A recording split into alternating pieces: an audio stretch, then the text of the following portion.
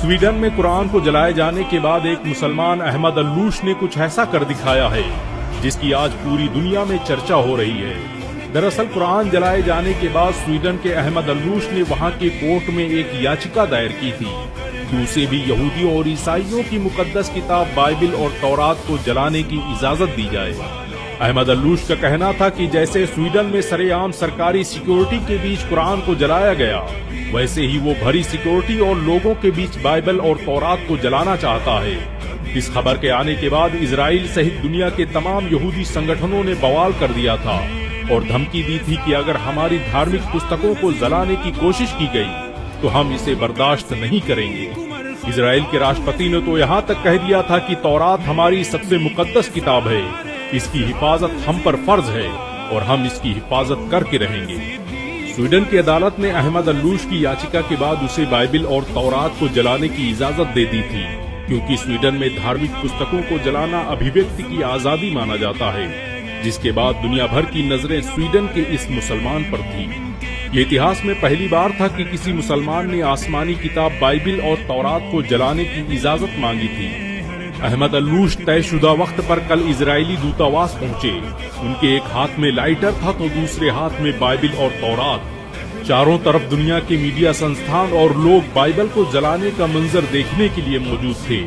दुनिया भर की निगाहें अहमद अल्लूश के हाथ में मौजूद उस लाइटर पर टिकी थी। लेकिन लोग उस वक्त हैरान रह गए जब स्वीडन के इस 32 साला नौजवान ने लाइटर जमीन पर फेंक दिया और लोगों को मुखातिब होकर कहने लगा कि मैं बाइबल और तौरात को जलाने की सोच भी नहीं सकता। मैं तो बस कुरान जलाने के मामले पर यूरोप, अमेरिका सहित दुनिया के दोगलेपन को बेनकाब करना चाहता था। ये मेरे प्रदर्शन का तरीका था। मैं चाहता था कि लोग आएं और मेरी बात सुनें और एक मुसलमान के दर्द को महसूस करें। जिस तरह से यहूदियों और ईसाइयों को उनकी मुकद्दस किताब को जलाने की बात सुनकर तकलीफ महसूस हुई, उससे लाख गुना ज्यादा हम मुसलमानों को तकलीफ होती है जब हमारी मुकद्दस किताब कुरान की बेहुरमती की जाती है। अहमद अल्लूश के पास बाइबिल और तौरात के साथ कुरान भी मौजूद थी। उसने कुरान को बोसा दिया और सीने से लगाते हुए कहा, भला मैं उन किताबों को कैसे जला सकता हूँ जिसकी तस्दीक मेरे कुरान ने की है।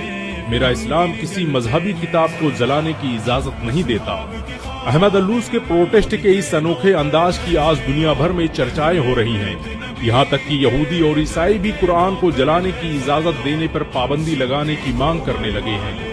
गौरतलब हो कि बकराईद के दिन स्वीडन में सलमान मोमिका नाम के एक नास्तिक व्यक्ति ने स्टॉकहोम सेंट्रल मस्जिद के ठीक सामने कुरान को जलाने का घिनौना काम किया और इस काम में स्वीडन सरकार ने न सिर्फ उसकी मदद की, बल्कि जिस वक्त वो कुरान जला रहा था उस वक्त उसकी सिक्योरिटी में पुलिस भी मौजूद थी। लेकिन इस बार स्वीडन में कुरान के जलाए जाने के हादसे के बाद पूरी दुनिया के मुसलमान एकजुट दिखाई दिए, जिसके बाद अब स्वीडन की सरकार धार्मिक किताबों को जलाने के खिलाफ कानून बनाने की योजना बना रही है। दरअसल यूरोप और पश्चिमी देश इस्लाम के प्रचार प्रसार से भयभीत नजर आ रहे हैं। अमेरिका से लेकर रूस, जापान, जर्मनी, इंडोनेशिया, स्वीडन में हर साल लाखों लोग कुरान से प्रभावित होकर इस्लाम कबूल कर लेते हैं और ये बात मुस्लिम विरोधियों को खटकने लगी है।